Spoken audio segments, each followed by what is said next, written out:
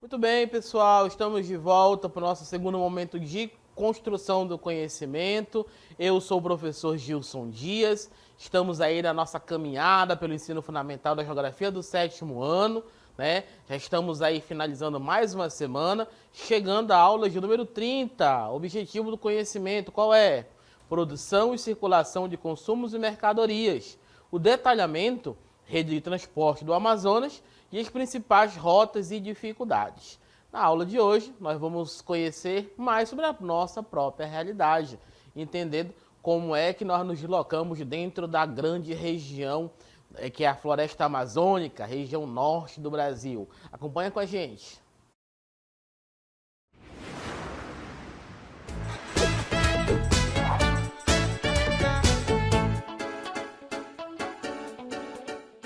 Muito bem, então para começar bem o nosso estudo, nós precisamos entender que cada estado da federação possui uma organização e arranjo espaciais diferentes quando nós falamos de transporte, tá?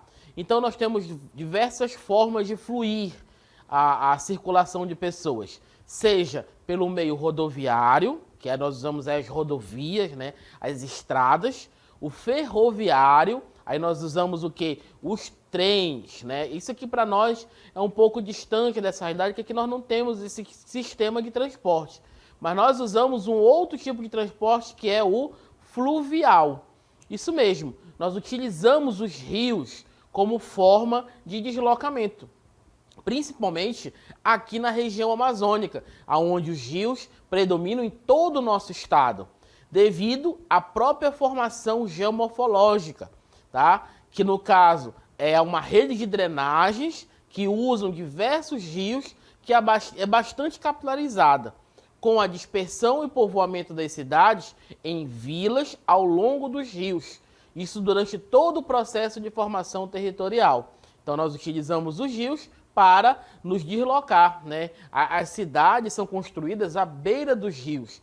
Você que está nos acompanhando aí na nossa transmissão, pode depois nos informar qual é o rio que banha a cidade que você está, ou então a comunidade, né? Ou o afluente, ou o igapó que pode estar sendo abastecido a sua região. Essa para nós possui a malha rodoviária para nós ela é pouco expressiva, tá? Nós não temos ferrovias, mas nós possuímos vários aeródromos, ou principalmente portos e vias fluviais, que possibilitam o deslocamento das pessoas dentro do estado. Então, com certeza, nós temos aí um porto, nós temos um aeroporto, né, um aeródromo, que serve para esse deslocamento. Agora, eu vou mostrar para vocês um mapa do Brasil. Eu preciso classificar esse mapa antes, tá? Então, é um mapa das regiões hidrográficas do Brasil, é o mapa das nossas bacias hidrográficas.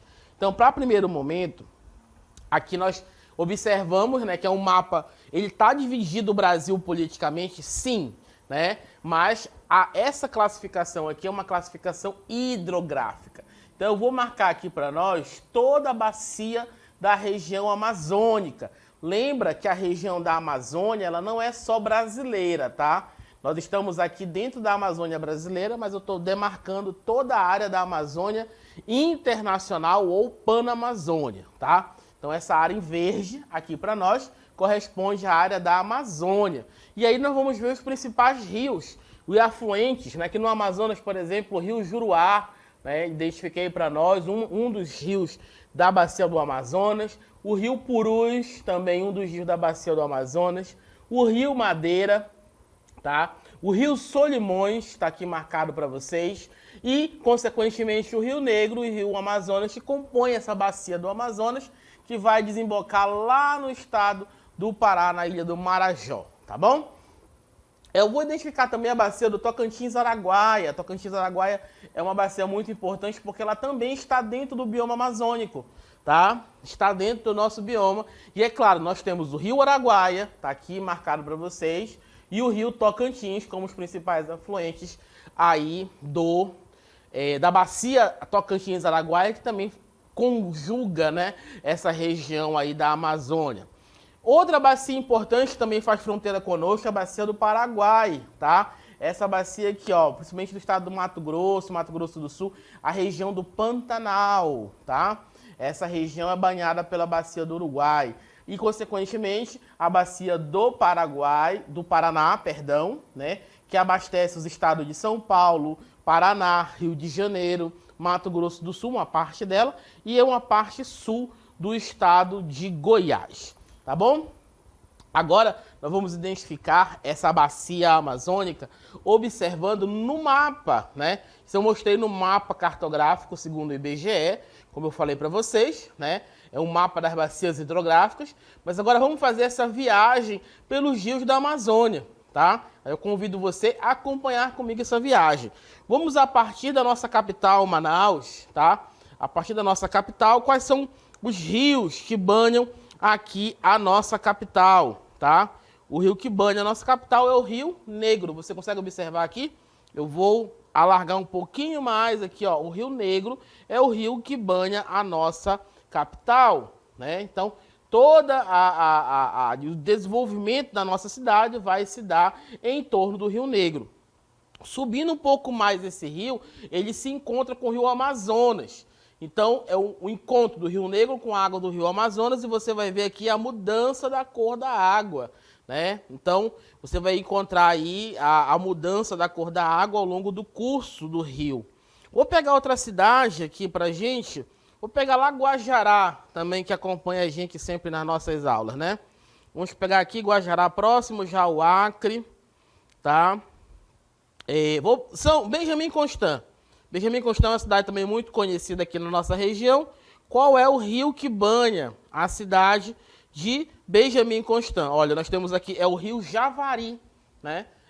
A cidade de Benjamin Constant está desenvolvida em torno do rio Javari. Você pode observar aqui no nosso mapa que nós temos a fronteira do Brasil com a Colômbia, tá?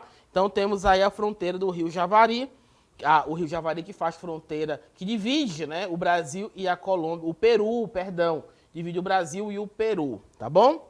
Outro exemplo aqui para nós. Vamos subir aqui um pouco mais. São Paulo de Olivença. São Paulo de Olivença é uma cidade muito importante aqui do nosso estado. É o Rio Amazonas, né? O Rio Amazonas também banha a cidade de São Paulo de Olivença. Então você vai encontrar todo o desenvolvimento da cidade em torno do rio, tá? Vou pegar de novo aqui a nossa capital, Manaus, e aí da nossa capital você pode perceber, né? Vou subir aqui Manaus, isso, vou pegar Manaus novamente, ó, você pode observar todo o curso da cidade se desenvolvendo em torno do Rio Negro, tá? Nós vamos encontrar alguns igarapés, como o igarapé do Tarumanhaçu, outras pequenos furos, no caso, né? Como aqui, olha, Igarapé do São Raimundo, né? Aqui na cidade. Então, você pode perceber que o desenvolvimento das cidades, principalmente aqui na nossa região, ocorre na beira dos rios, tá? Então, nós temos aqui o nosso grande estado do Amazonas e, basicamente, todas as principais cidades estão localizadas à beira dos rios. Então, como é que funciona a dinâmica nos rios na nossa região? Acompanha com a gente. Os rios que se encontram em todo o estado do Amazonas foram fundamentais para a conquista do território. Isso lá no passado, tá? Que garantiu e permite a navegação de embarcações. A navegação é limitada, principalmente durante a vazante, que é a seca do rio. Mas é a única opção nas áreas em que os projetos de integração não foram concluídos, sendo extremamente importantes para a circulação da população local, tá? Por exemplo, na época da colonização, e aí se nós precisamos voltar no tempo, né, 1616 até o início do século XIX, né, a forma de se deslocar dentro dos municípios era por meio da malha hidroviária, né? Então, isso acontecia, era mais difícil durante o tempo da seca, né? Porque em muitos lugares, o nível do rio baixava de tal forma que as grandes embarcações não conseguiam passar. Então era necessário o quê? As pessoas desciam nos barcos menores e remavam até a beira das cidades, tá? Isso era, até hoje é muito comum em alguns lugares. Você pode falar também com a gente no nosso bate-papo e dizer se isso acontece no seu município, por exemplo. Professor, olha, no nosso município, durante o tempo da seca do rio, os barcos principais não chegam até o porto da cidade. Aí é preciso fazer o desembarque em barcos menores, canoinhas, né? Isso é importante, porque o tempo de integração da Amazônia, durante a ideia dos grandes projetos, era justamente interligar esses municípios. Existem lugares, por exemplo, aqui na nossa região, aqui dentro do estado do Amazonas, em que você chega a passar 15 dias de navegação dentro do nosso estado para se deslocar de um município ao outro. Você também pode relatar para a gente a sua experiência de como é a navegação na sua região ou aonde você está assistindo essa aula de hoje, ok? Então vamos seguir com o nosso conteúdo, né? Principalmente mostrando que essa navegação... Aí, olha, uma forma de se deslocar é nesses barquinhos pequenos, tá? Alguns chamam de rabetinhas, alguns chamam de canoinha, mas aí no caso você tem um barquinho que tem um motor, né? Aí esse motor, ele facilita um pouco o deslocamento, as pessoas podem sair um pouco mais rápido de um lugar para o outro. O transporte fluvial, como é que ele se desenvolveu ou se desenvolve na nossa região? Acompanha, né? Aí me perdoe o inglês, tá? É Round Roll of Amazônico ou Rorô Caboclo. Eu prefiro chamar de Rorô Caboclo, que são transporte de carretas, containers, balsas e comboios fluviais, tá? Esse transporte, principalmente dos derivados de petróleo, você pode identificar, por exemplo, na sua região, na sua localidade, se tem muito transporte de petróleo aí. O transporte de passageiros, cargas regionais, as embarcações intermunicipais, microrregionais de passageiros. O transporte de grãos em balsas graneleiras, lanchas, expressos e jatos, tá? Então, eu estou dando vários exemplos aí de meios de transporte, mas você pode identificar para a gente. Nós temos todo tipo de movimentação na região amazônica, todo tipo de transporte, desde transporte de combustível, né? Que, no caso, imagina você, um caminhão carregado de gasolina. Não é um caminhão, é um navio carregado de gasolina. No subsolo dele, eles vão levar todo tipo de produtos, desde gêneros alimentícios, até material de construção, até combustível, por exemplo, tá? Então, os barcos, as embarcações, elas têm essa função aqui na nossa região de fazer com que os produtos e as pessoas também cheguem até os seus destinos de origem. Então, quando a gente vê, por exemplo, as turmas interagindo conosco, falando com a gente de lugares aonde o acesso é apenas por meio dos rios, é importante sempre classificar como é que esses rios, como é que esse produto chega até lá, né? Então, ou ele vai por meio de transporte hídrico, né, por meio dos rios, ou vai por avião, né, que a gente vai ver daqui a pouco como é que é a classificação do transporte aéreo. Tudo isso, gente, toda essa forma de se transportar, de se deslocar, tudo isso tem um custo, tá? Nada disso é feito de graça. É importante classificar isso. Quando a gente compra um produto, por exemplo, seja ele bem durável ou bem não durável, você já sabe agora o que são os bens duráveis e os bens não duráveis, todos os produtos estão embutidos no preço final, no que a gente compra, o preço do frete. Tá? É muito frustrante quando a gente tenta comprar alguma coisa pela internet, por exemplo, frete grátis para todo o Brasil. Quando você vai clicar lá, exceto para a região norte. Parece que não é parte do Brasil, mas todo produto tem um preço do frete embutido, tá? Então, no caso da nossa região, o preço do frete ainda duplica. Por quê? Porque quando a gente compra um produto de um outro país, por exemplo, vamos supor lá da Ásia, né, um produto chinês, esse produto chega até o Porto de Santos, em São Paulo, é vistoriado pela alfândega brasileira, que é o Serviço de Imigração aqui do Brasil, é mandado para Curitiba, para a Central de Distribuição dos Correios, depois é mandado para Belém, de transporte rodoviário ou aéreo, e de Belém para cá ele vai descendo de barco ou de avião. Então o preço final desse produto acaba ficando ainda muito mais caro por conta do frete. Acompanha com a gente agora o transporte de cargas. Como é que acontece? As embarcações que realizam transporte de cargas são bastante variadas, desde estiva geral, frutas, hortifrutis granjeiros, bebidas, encaixes de refrigerante, mudança, veículos eletrodomésticos. Você não faz ideia o que é capaz de transportar um barco, tá? Transportam de tudo. Os barcos regionais e de transporte de passageiros e de cargas navegam por diversos rios, realizando a cobrança de passagem e do frete para transporte de cargas, tá? E a realização do comércio ao longo da viagem. Então tem aí um exemplo, né, desses transportes de carga. Tu tem dois exemplos aqui, um barco um pouco maior, né, que esse da primeira imagem, né, e as embarcações chamadas intermunicipais, ou as lanchas, que são chamadas também de a jato, tá? No nosso estado existem rotas locais, né, de transporte. Você vai encontrar várias outras rotas, tá? Então, eles transportam de todo tipo de produto, tá? De bebida, eletrodoméstico, material de construção, todo tipo de produto é transportado nos barcos, tá? No nosso estado, existem rotas locais para os mais diversos municípios, que são as lanchas, tá? Ou a jato, ou expresso, que são embarcações para o deslocamento pelo interior em menor tempo, tá? Só para você ter ideia, como eu falei para você, tem município que você passa aí dias e dias navegando num barco normal. Quando você pega uma lancha, um a jato, você pode passar ou horas, né, algumas horas de viagem, ou apenas poucos dias. Por exemplo, pode depois colocar nos comentários com a gente a distância entre os municípios de vocês e a capital do estado.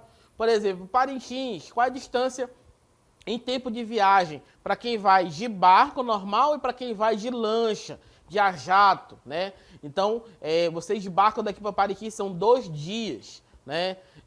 48 horas. Então, você vai de lancha, você faz essa viagem em 24 horas. Você ganha um dia de viagem.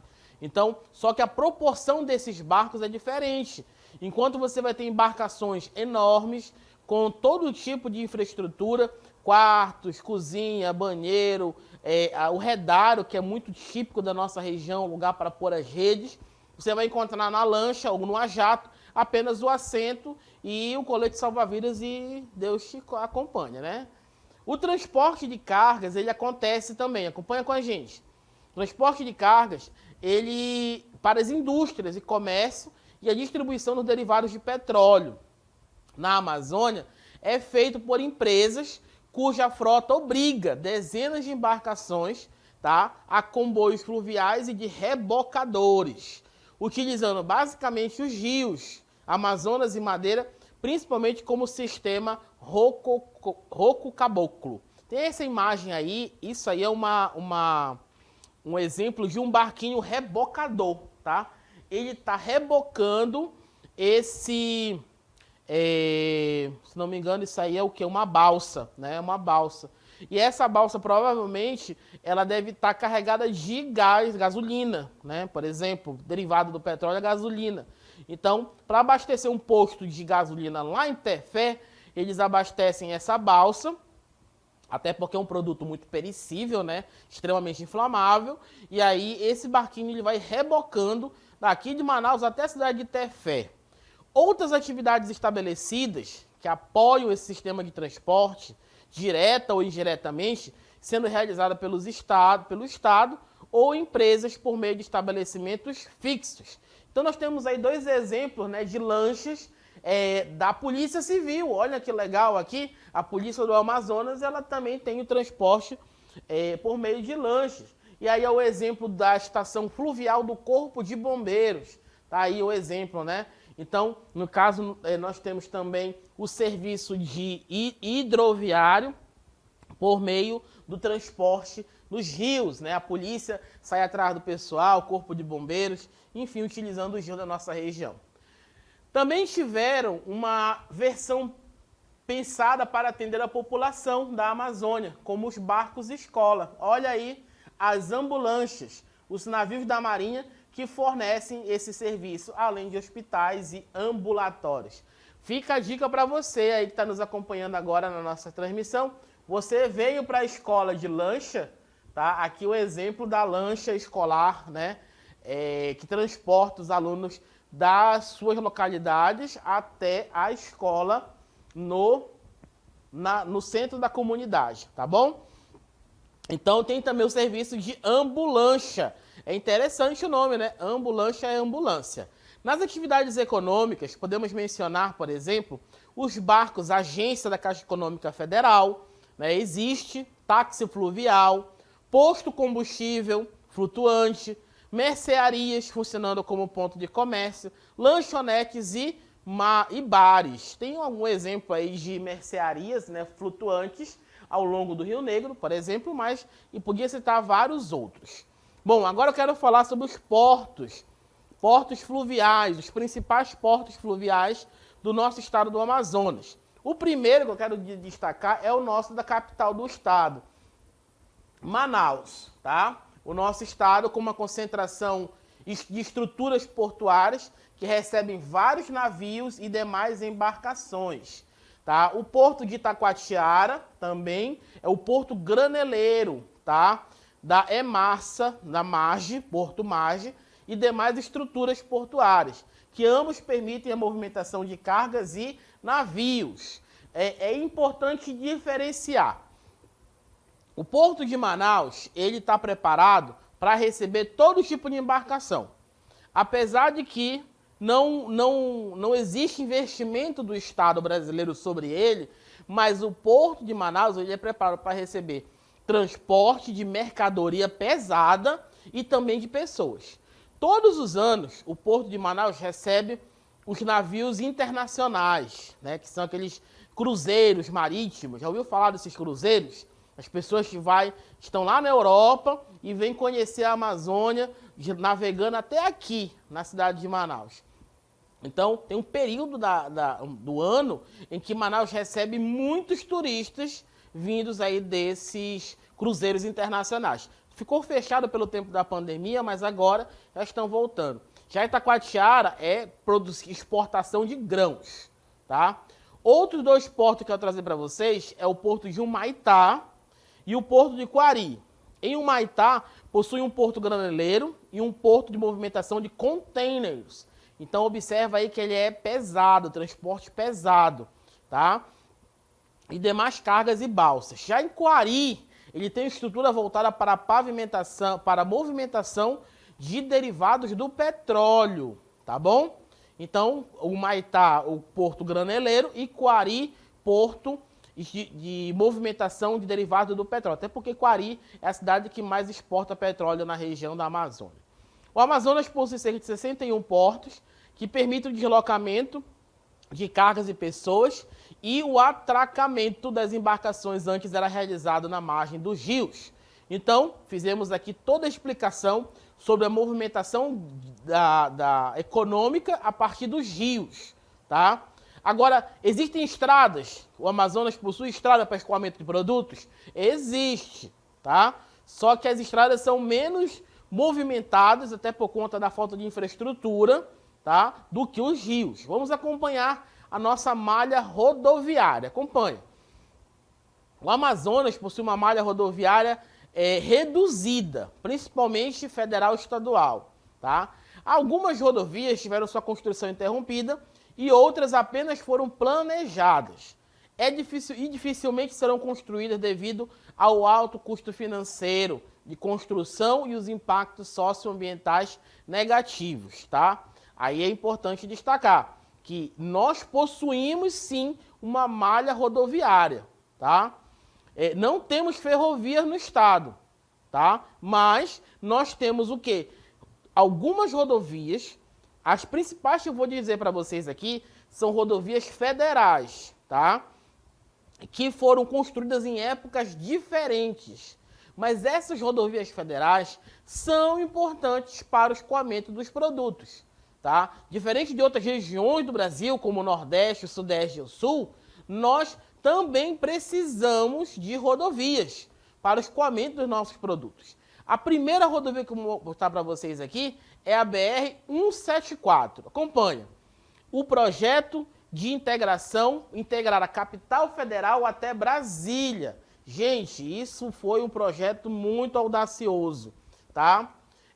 Integrar a capital Brasília e também a Venezuela, tá? Ela tem asfalto, principalmente de Manaus à cidade de Pacaraima. Então tá aqui, ó, a nossa BR-174. Eu vou mudar de cor aqui rapidinho, porque essa aqui já está de vermelho. Eu vou botar de azul, tá? A BR-174 parte da capital. Essa parte todinha até Roraima, ela tá asfaltada, tá? Principalmente até a Venezuela, se você for observar. Outro exemplo agora é a 319, que liga Manaus a Porto Velho. Gente, esse é um processo muito complicado. Por quê? Ela está em processo de validação e avaliação e os estudos socioambientais para a pavimentação. Gente, aqui, vou marcar para você a 319 partindo de Manaus. Observe o tamanho dessa rodovia até Porto Velho, tá?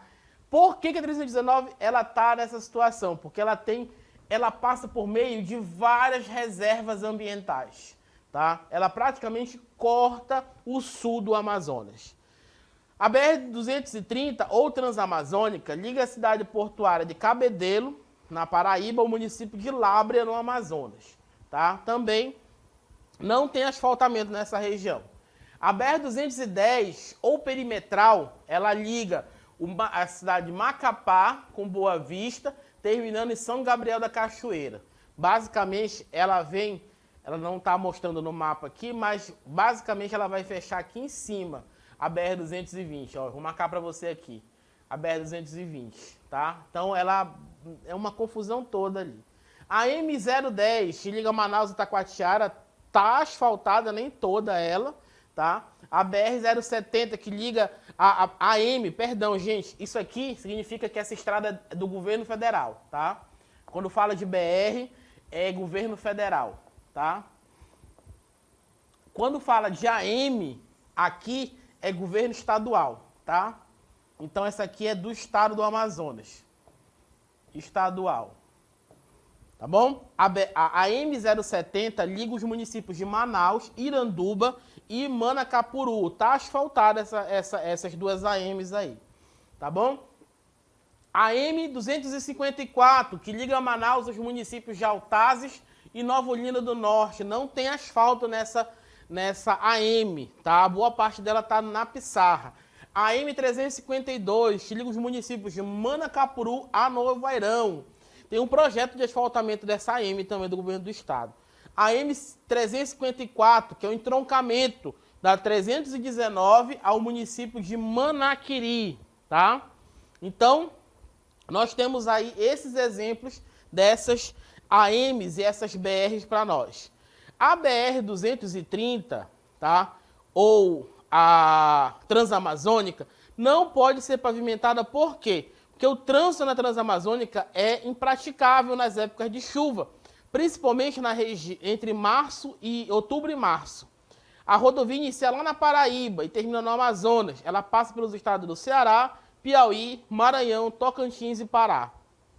A BR-210 foi projetada para ser a defesa das fronteiras do país, ligando Macapá com Boa Vista, terminando em São Gabriel da Cachoeira. Mas a fronteira do Brasil com a Colômbia, existe um trecho que é intransitável, tá? Entre o Amapá e Rondônia. No caso do Amapá, do Pará e do Amazonas, praticamente não existe rodovia nessa região, tá? Então, são exemplos que eu trago para vocês de como é difícil a integração desses projetos na região. Agora, novas estradas ou atualização das vicinais. A M151, por exemplo, ela inicia no entroncamento do quilômetro 10 da M070 e termina na sede do município de Iranduba. A via dela tem 12 quilômetros, conhecida como rodovia Carlos Braga. A M239, que inicia no Porto de São Gabriel da Cachoeira e termina no entroncamento com a 307, só tem 14,5 km de estrada. A M249, que inicia na sede do município de Uarini e termina na vila de Copocá, conhecida como Estrada Nogueira, tem só 14,8 quilômetros. A M362, que inicia no Lago de Tefé e termina na sede do município de Alvarães, tem só 14 quilômetros. A M351, inicia no entroncamento no quilômetro 128 da M010 e termina no Rio Urubu. A estrada abrange só 19,9 quilômetros. É conhecida como Ramal do Branco.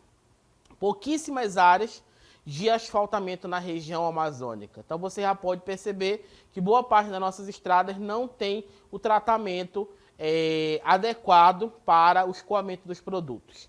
Agora eu vou falar do transporte aéreo, tá?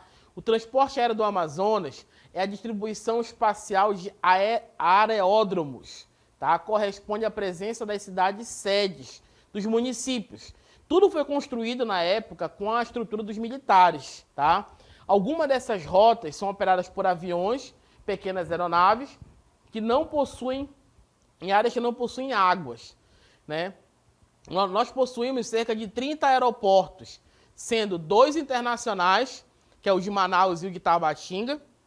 Nós atendemos de forma reduzida a população das cidades e das vilas devido à dispersão populacional, à existência de infraestrutura nos aeródromos e as passagens que custam até 3 vezes mais do que o valor de um deslocamento entre fluvial ou rodoviário, tá? Então, muitos municípios têm apenas pequenos aeroportos, apenas para pouso dos militares e transporte dos correios.